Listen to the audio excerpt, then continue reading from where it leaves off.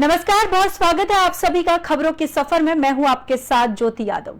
Bulletin की शुरुआत करेंगे इस वक्त की बड़ी खबर के साथ। बिहार विधानमंडल में मानसून सत्र में प्रथम अनुपूरक व्यय विवरण सदन में पेश किया गया है। इसके बाद शोक संदेश के बाद सदन की कार्यवाही कल तक के लिए स्थगित कर दी गई। वहीं अध्यक्ष अवध बिहारी चौधरी ने सदन की कार्यवाही शुरू होने पर अपनी बात रखी है। स्पीकर ने पहले दिन आसन से अध्यादेशी सदस्यों के नाम का ऐलान किया है। इसके बाद विधानसभा सचिव ने सदन में होने वाली विधायी कार्यों की जानकारी दी। इस बीच बीजेपी विधायक सदन में नारेबाजी करने लगे। वहीं मानसून सत्र हंगामेदार होने के आसार रहे। पहले दिन सरकार की कार्यवाही 14 मिनट तक चली और सदन में सीएम और डिप्टी सीएम समेत विपक्ष के नेता विजय सिन्हा और तमाम विधायक मौजूद रहे। अध्यक्ष की ओर से प्रथम अनुपूरक बजट पेश किया गया। इसके बाद विधानसभा के मुख्य चतेग जनक सिंह ने चार्जशीट का मामला उठाया और बीजेपी नेताओं ने सदन में खड़े होकर हंगामा करना शुरू कर दिया। आपको बताते चले कि बीजेपी ने पहले ही अपने रुख साफ कर दिए। सीबीआई की ओर से जमीन के बदले नौकरी देने के मामले में तेजस्वी यादव के खिलाफ चार्जशीट दायर किए जाने के बाद बीजेपी सरकार पर हमलावर है।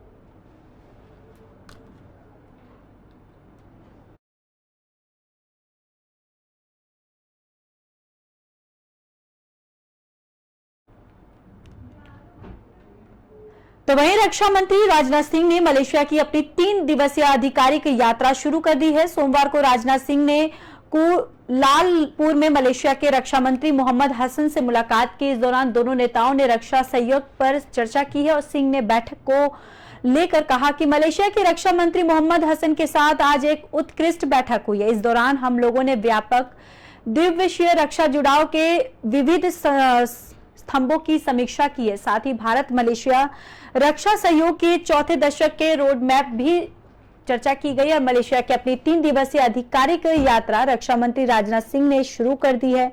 वह रविवार को कुआलालंपुर पहुंचे, जहां पर उनका वहां मौजूद भारतीय प्रवासियों ने स्वागत किया है। इस दौरान भारत माता की जय और वंदे मातरम के नारे भी लगाए गए। दरअसल बताया जा रहा है कि यहाँ पर रक्षा संबंधों और मजबूत करेंगे और साथ ही रणनीतिक साझेदारी को बढ़ाएंगे। और राजनाथ सिंह इस यात्रा के दौरान मलेशिया की प्रधानमंत्री वाई दातो सेरी अनवर बिन इब्राहिम से भी मुलाकात करेंगे।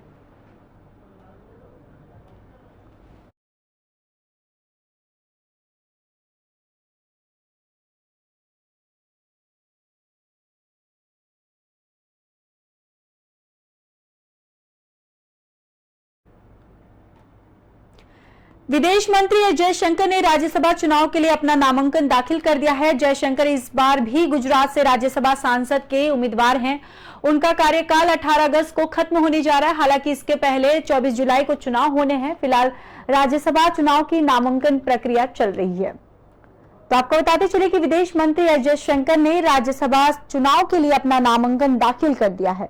जयशंकर इस बार भी गुजरात से राज्यसभा सांसद के उम्मीदवार हैं। उनका कार्यकाल 18 अगस्त को खत्म होने जा रहा है। हालांकि इससे पहले 24 जुलाई को चुनाव होने हैं।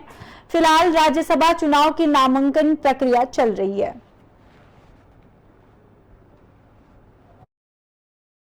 मैंने अभी फॉर्म भरा है कि गुजरात की ओर से राज्यसभा में प्रतिनिधित्व के कारण मैं फिर से भाजपा का उम्मीदवार बना हूं। और मैं सबसे पहले तो अपना आभार प्रकट करना चाहूँगा प्रधानमंत्री जी को और भाजपा के नेतृत्व को और गुजरात की जनता को और गुजरात की विधायकों को कि उनकी आशीर्वाद से मुझे एक बार और राज्यसभा में गुजरात के प्रतिनिधि बनने का एक अवसर और मिलेगा।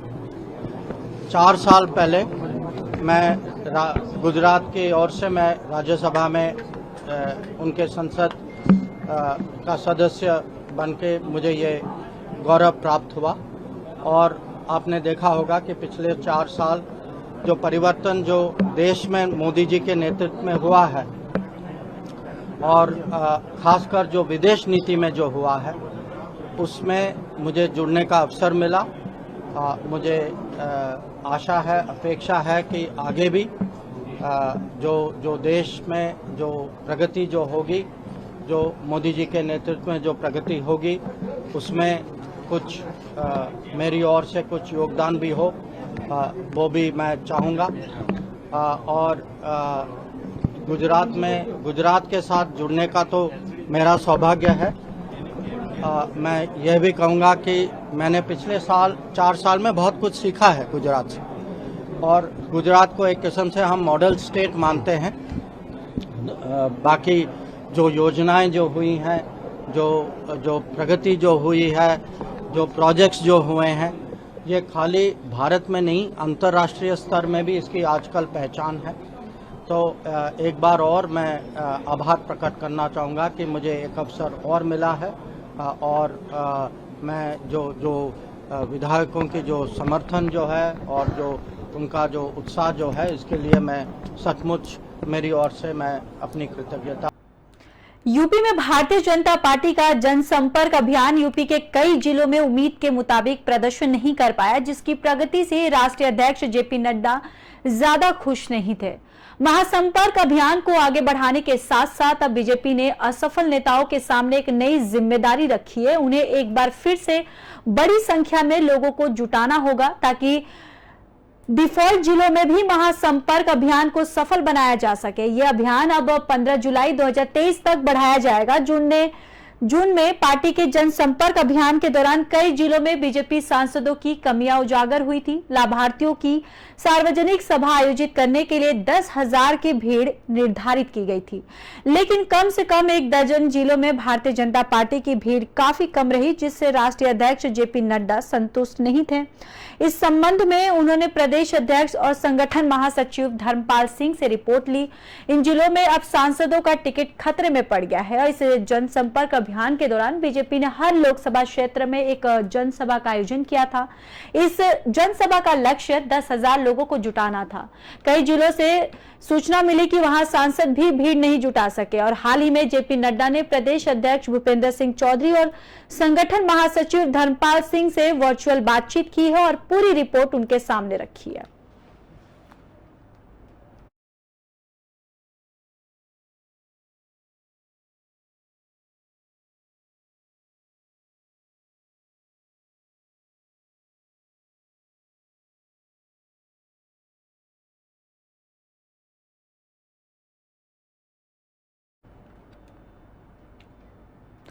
बढ़ते हैं अगली खबर की ओर। बिहार विधानमंडल का मानसून सत्र सोमवार से शुरू हो गया। विधान परिषद की कार्यवाही शोक प्रस्ताव के बाद मंगलवार सुबह 11 बजे तक के लिए स्थगित कर दी गई है। सदन से बाहर निकली राबड़ी देवी ने कहा कि सदन में कोई नोकझोंक नहीं हुई और उसने सब पूछा गया कि डिप्टी सीएम तेजस्वी यादव पर चार्जशीट होने के बाद बीजेपी अब उनके इस्तीफे की मांग कर रही है, और इस पर उन्होंने कहा कि विपक्ष के लोगों को इसकी मांग करेंगे और लेकिन हम लोगों को फंसाया जा रहा है। राबड़ी देवी ने कहा कि एक केस में बार बार चार्जशीट किया जा रहा है, हम लोगों के साथ गलत किया जा रहा है, बीजेपी के खिलाफ बोलने वालों को परेशान किया जा रहा है। पीएम मोदी ने अपने वादे को पूरा नहीं किया और खाते में कहां पैसे आए और युवाओं को नौकरी देने का वादा भी पूरा नहीं किया। और उन्होंने क्या कुछ कहा, आइए सुनाते हैं। नौकरी 2-2 करोड़ नौकरी देंगे साल में, वो भी खत्म हो गया। उनका घोषणा धैल ही रह गया, कोई काम नहीं। देश के पैसा लूट के अब पार्टी का ऑफिस मॉल बना दिए पूरा देश भर में, पूरा जिला में। कोई जिला ऐसा नहीं है कि पार्टी का मॉल बना है, ताज होटल बना है।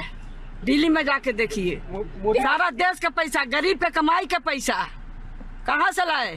पूरा देश भर में पार्टी ऑफिस बनाने के लिए कहाँ से आया? पूरा देश को बेच दिए, तोड़ दिए देश को, सारा लूट लिए देश के। लूट के आप पार्टी चला रहे हैं, सरकार चला रहे हैं। मानो बात बिहारों में तोड़ना चाहते हैं, मन का बात, बिहारों में मन का बात लोगों के सुनाते हैं। अब विकास नहीं है कहीं, विकास के नाम का कहीं चीज नहीं है, कहीं विकास का नहीं। नौकरी 2-2 करोड़ नौकरी देंगे साल में, वो भी खत्म हो गया। उनका घोषणा धैल ही रह गया, कोई काम नहीं। देश के पैसा लूट के। पश्चिम बंगाल में पंचायत चुनाव के लिए शनिवार को मतदान हुआ था। इस दौरान कई जिलों से हिंसक घटनाएं सामने आई। हिंसक झड़पों में कुल 15 लोगों की मौत हुई और इसके बाद से ही राज्य में तमाम राजनीतिक दल एक दूसरे पर इसका आरोप लगा रहे हैं। मतदान खत्म होने के बाद राज्य चुनाव आयुक्त राजीव सिन्हा ने शनिवार की शाम को कहा था कि सुपरवाइजर और रिटर्निंग अधिकारियों से रिपोर्ट मिलने के बाद वोट से छेड़छाड़ की शिकायतों पर गौर करने और हिंसा वाली जगहों पर फिर से मतदान पर फैसला करेंगे। मतदान के दौरान हुई हिंसा को ध्यान में रखते हुए रविवार को पश्चिम बंगाल राज्य चुनाव आयोग ने घोषणा की कि उन सभी बूथों पर सोमवार को फिर से मतदान होगा और जहां पर ग्रामीण चुनाव के लिए मतदान रद्द घोषित कर दिया गया है। वहीं एसईसी ने रविवार शाम को एक बैठक की जिसमें वोट से छेड़छाड़ और हिंसा की रिपोर्टों का अध्ययन किया गया। अधिकारियों ने बताया कि जिन जिलों में पूर्ण मतदान की घोषणा की गई है उनमें सबसे ज्यादा मुर्शिदाबाद में 175 बूथ है और इसके बाद मालदा में 112 बूथ है। हिंसा प्रभावित नादिया में 89 बूथों पर पूर्ण मतदान होगा, जबकि उत्तर में और दक्षिण 24 परगना जिला में 46 और 36 बूथों पर पूर्ण मतदान होगा। वहीं कुल 697 बूथों पर आज मतदान होना है। बताते चले कि शनिवार को 74,000 पंचायतों के लिए वोटिंग हुई थी और इस दौरान जमकर हिंसा हुई और वहीं पोलिंग बूथों पर मारपीट हुई और बूथ लूटने और आगजनी करने की घटनाएं भी सामने आई थी। हिंसा में कई लोगों की मौत भी हुई है और वहीं कई लोग इस हिंसा में घायल भी हुए हैं।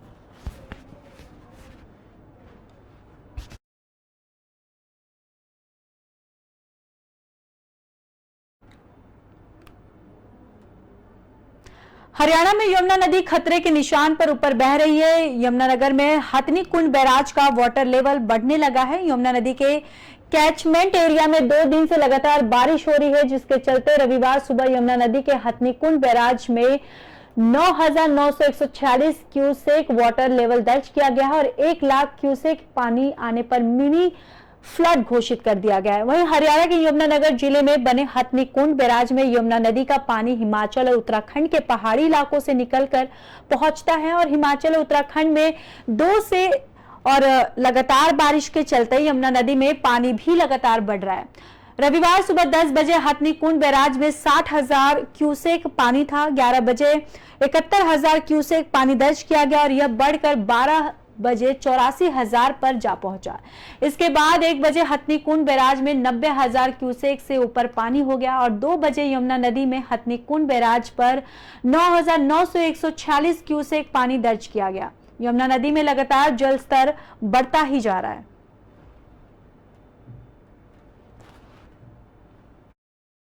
चौबीस घंटे की बात करें तो पूरे प्रदेश में ही रेनफॉल एक्टिविटी रिपोर्ट की गई है। मतलब अधिकांश क्षेत्रों में heavy to very heavy rainfall report की गई है। सिवाय किन्नौर के जो शेष डिस्ट्रिक्ट है वहाँ पे जो मैक्सिमम स्टेशन पे मतलब देखिए मॉडरेट रेनफॉल है और साथ में हैवी टू वेरी हैवी बहुत स्टेशन से भी रिपोर्ट की गई है और ऊना से एक्सट्रीमली हैवी रेनफॉल भी रिपोर्ट आई है 228 mm। वहीं अगर और बाकी डिस्ट्रिक्ट की बात करें तो कसौली में देखिए 172 आई है हमारे पास रेनफॉल। नंदेड़ में 163 mm जो वेरी हैवी कैटेगरी में है। देखिए मतलब स्कैटर्ड टाइप ऑफ एक्टिविटी हुई है heavy to very heavy rainfall प्रदेश में पिछले 24 घंटों में। लाहौल स्पीति में रेनफॉल और स्नोफॉल हाँ देखिए स्नोफॉल की बात करें तो लाहौल स्पीति में जो हाई एल्टीट्यूड है वहाँ पे स्नोफॉल रिपोर्ट की गई है और वहीं अगर बारिश की बात करें तो वहाँ देखिए गोंदला में 112 mm बारिश रिपोर्ट की गई है जो ऑलमोस्ट वेरी हैवी कैटेगरी में आती है। 24 घंटों में कोई रिकॉर्ड भी ब्रेक हुए हैं रेन के? हाँ देखिए अभी जो प्रेजेंट आंकड़े हैं उसमें जो ऊना स्टेशन है वहाँ पे जो 228 mm बारिश रिकॉर्ड की गई एक्सट्रीमली। इसके उपरांत मतलब पहले जो था वो 188 mm का था, जुलाई माह की बात कर रहा हूँ मैं। तो ये ऊना में रिकॉर्ड ब्रेक हुआ है, वो पहले 93 में रिकॉर्ड किया गया था 188 mm और अभी जो पिछले 24 घंटों में 228 mm जो कि ऊना में रिकॉर्ड ब्रेक हुआ है। प्रदेशवासियों से एक बार फिर मैं अनुरोध करना चाहता हूँ कि वो अगले 24 घंटे तक अपने घरों में रहें क्योंकि बहुत तेज़ बारिश होने की संभावना अगले 24 घंटों में है। हमने आपदा से निपटने के लिए 3 नंबरों को जारी किया है।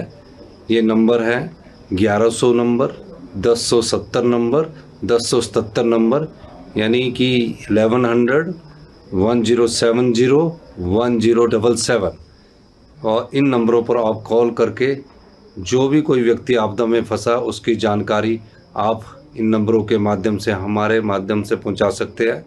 मैं भी 24 घंटे आपकी सेवा के लिए उपलब्ध हूं। मेरा टेलीफोन 24 घंटे आपके लिए खुला रहेगा। इस आपदा की घड़ी में मैं सभी विधायकों से एक बार फिर अनुरोध करना चाहता हूं कि वो अपने विधानसभा क्षेत्र में रहें, लोगों पर जो विपदा आई है उसमें उनका सहयोग कर रहे हैं और जो नुकसान हुआ है नुकसान की भरपाई के लिए भी आप लोगों के साथ सहयोग करें। जो लोग अभी फंसे हुए हैं हमारी सरकार उनको निकालने का प्रयास कर रही है। 14 के करीब इस आपदा में लोगों की जान गई है। मेरा सभी से एक बार फिर प्रार्थना है कि हिमाचल प्रदेश में इस विपदा की घड़ी में सभी प्रदेशवासी एकजुट हो।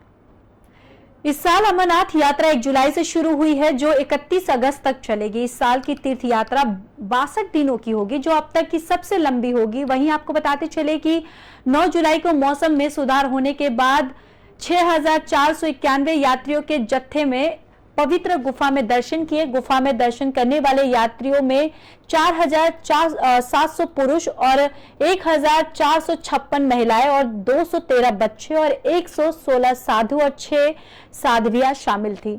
अमरनाथ जी यात्रा में आज तक 93,929 तीर्थ यात्रियों ने दर्शन किए। बताते चले कि मौसम खराब होने की वजह से अमरनाथ यात्रा रोकी गई थी। भारी बारिश की वजह से अमरनाथ यात्रा करने वाले तीर्थ यात्रियों को रुकने की सलाह दी गई थी। यात्रा दोबारा शुरू होने पर गृह मंत्री अमित शाह ने एनडीआरएफ और एसडीआरएफ की सराहना की। उन्होंने ट्वीट करके कहा कि सभी बाधाओं के बावजूद राष्ट्र और मानवता की सेवा में एनडीआरएफ और एसडीआरएफ हमेशा तत्पर रहे।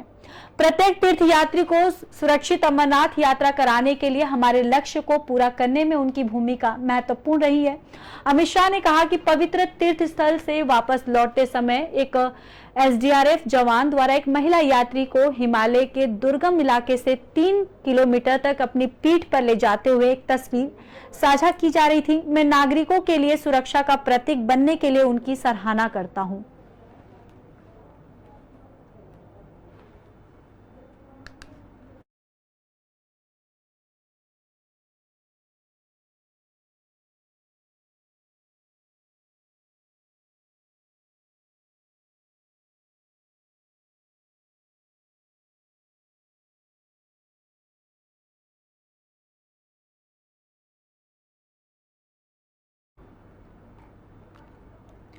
गुजरात के वडोदरा में जेपी नड्डा ने राहुल गांधी पर जमकर निशाना साधा है। जेपी नड्डा ने कहा कि ब्रिटेन में जाकर राहुल बोल रहे हैं कि भारत में प्रजातंत्र खतरे में है।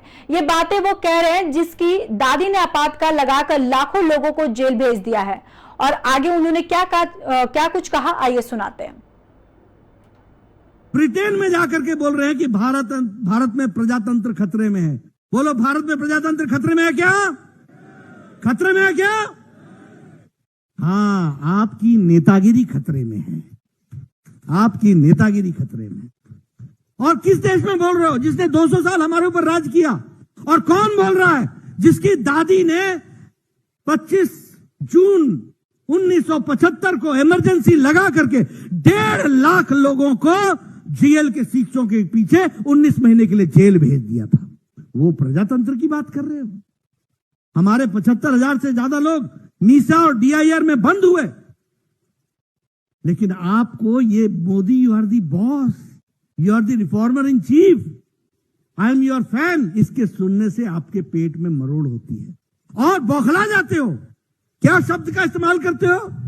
नीच, बिच्छू, सांप, चाय वाला।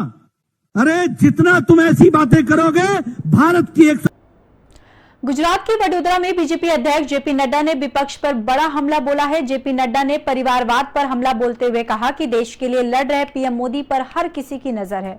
वह परिवार को बचाने में लगे हैं और सभी दल इस मौके पर सभी प्रधानमंत्री नरेंद्र मोदी के नारे लगाते हुए नजर आए।